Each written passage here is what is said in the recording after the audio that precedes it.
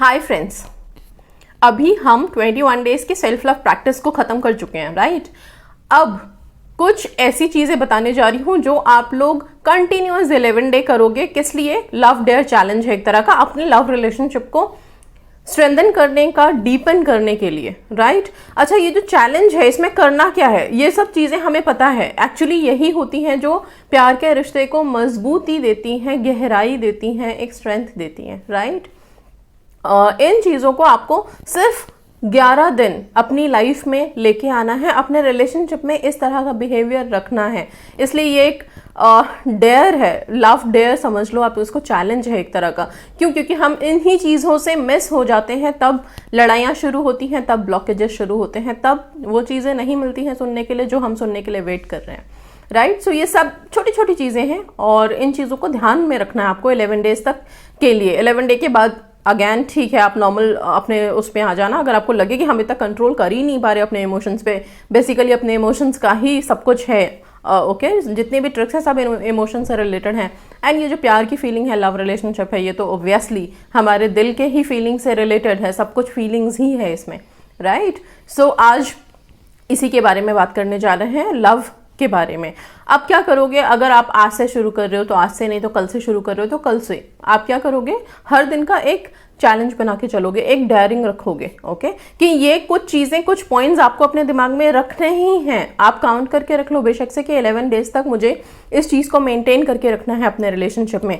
हाँ, यहाँ पे उन लोगों के लिए जो नॉर्मल कॉन्वर्सेशन में है अपने स्पेसिफिक पर्सन के साथ, या हस्बैंड वाइफ के लिए भी है, जरूरी नहीं है कि सिर्फ लवर्स के लिए है, हस्बैंड वाइफ के लिए भी है, टू स्ट्रेंथन योर रिलेशनशिप। अच्छा, जिन लोगों की बातचीत हो ही नहीं रही है, जो ब्लॉक्ड हैं, कॉल्स नहीं आ रहे हैं, कुछ भी नहीं हो रहा है, उन लोगों के लिए क्या है, वो इस फीलिंग को महसूस करके रखेंगे कि आप लोगों की कॉन्वर्सेशन हो रही है, ओके। आप ऐसा सोचोगे नहीं कि आप ब्लॉक्ड हो या कुछ भी हो, बट इस तरह की फीलिंग्स में आप रहोगे, ये फीलिंग्स आपके अंदर क्रिएटेड रहेंगी, ओके। आप एक तरह से एक्ट एज इफ लगा सकते हो कि आप उनसे बात कर रहे हो, लेकिन आप ये सारी चीजें आप डेयर कर भी रहे हो। आप ये जो चैलेंज है ये आप एक्सेप्ट करके कर रहे हो, राइट। सो उन सब चीज़ों को लेकर के जब आप ये करोगे तो ये आपको बहुत हेल्प करेंगे। एंड यस, ये फीलिंग्स, इमोशंस कंट्रोल में जब होते हैं तो रिलेशनशिप खिल उठता है, ब्लजम करने लगता है, ओके। सो आते हैं हम फर्स्ट चैलेंज पे। क्या लोगे आप लोग? फर्स्ट डे का चैलेंज क्या होगा? फर्स्ट डे है लव इज पेशेंट, ओके। सो ये पेशेंस आपको रखना है अपने रिलेशनशिप में। नाउ यहाँ पे डेयर क्या है? यहाँ पे अब हमें रोकना किस चीज को है?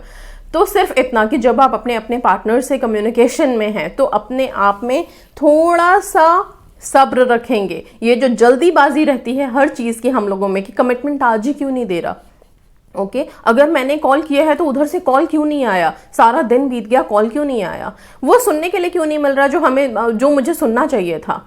ये जो पेशेंस हम खो देते हैं, हर चीज के लिए पेशेंस नहीं रहती, वो चीज आपको कंट्रोल रखनी है 11 डेज तक। आप बहुत पेशेंट रखोगे अपने आप को, बहुत बहुत ज्यादा पेशेंस में रहोगे खुद के लिए, ओके।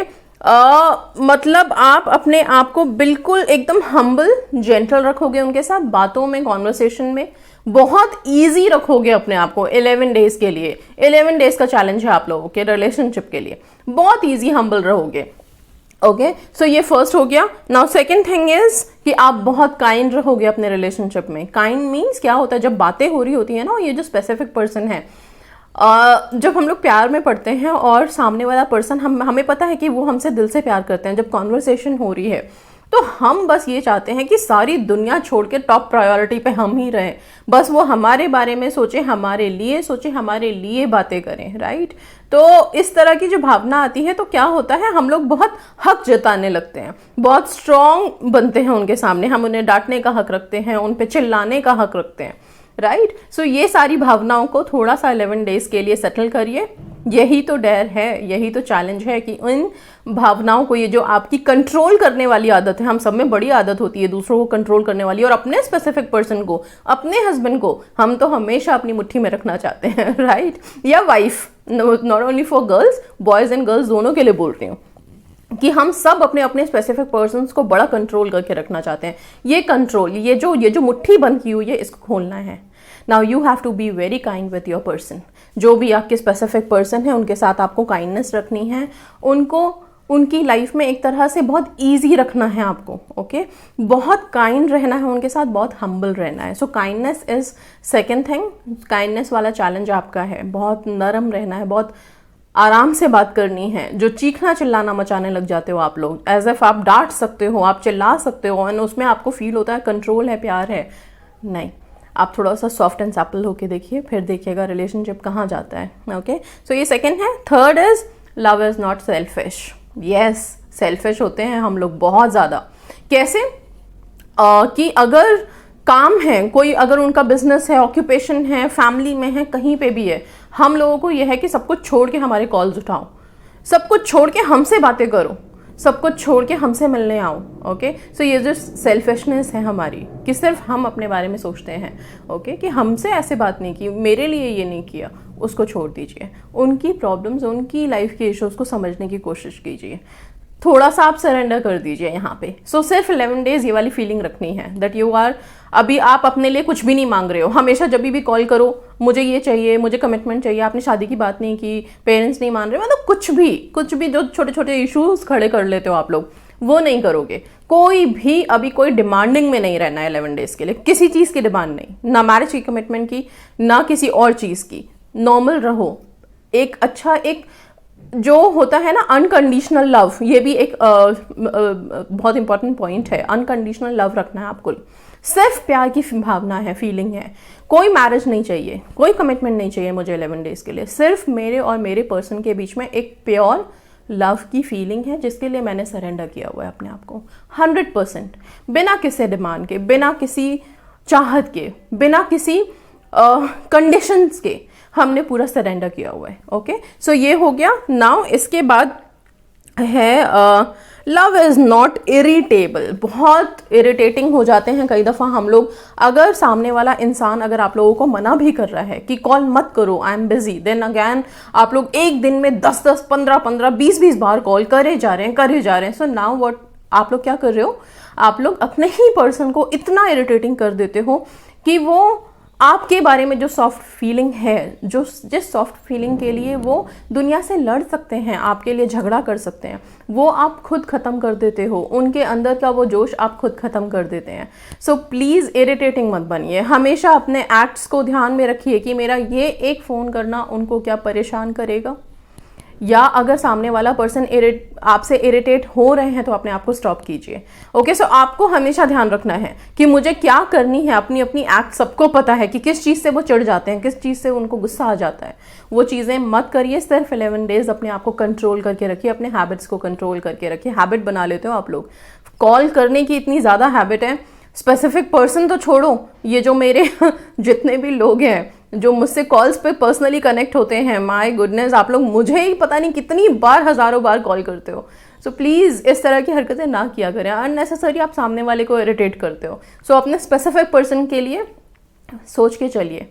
एक बार का कॉल, 2 बार का call is more than enough. सामने वाले को पता है कि आपने कॉल किया है। अगर उनको बात करनी है, he'll give you a call back, otherwise stop yourself. थोड़ा सा पॉज लगाओ। अपनी वैल्यू को भी डाउन कर देते हो आप लोग बहुत बार इरिटेटिंग होकर के। ये बहुत बड़ा डर है कि अपने आप को इरिटेटिंग होने से बचाना है आप लोगों को 11 डेज के लिए। So this is a challenge, this is the biggest challenge I would say. यही एक चीज़ है जो आप लोगों को ब्लॉक भी करती है। लड़ाइयाँ होती हैं, झगड़े होते हैं, सब कुछ शुरू हो जाता है इस पॉइंट पे। इस चीज़ को आप लोग ध्यान में रखिएगा। Love believes the best. Yes, believe all things, hopes and all things. मतलब आप जब अपने पर्सन से रिलेशनशिप में हैं, अपने पर्सन को कभी भी किसी से भी कंपेयर नहीं करना। 11 डेज के लिए at least stop comparing your person with anyone, किसी से भी नहीं, ओके। बिकॉज आपने उनसे प्यार किया है, दैट मीन्स उनकी कुछ यूनिक क्वालिटीज़ रही होंगी जिसको देख के आप उनकी तरफ आकर्षित हुए हो। आप उनके साथ एक प्यार भरे पवित्र रिश्ते में आए हो।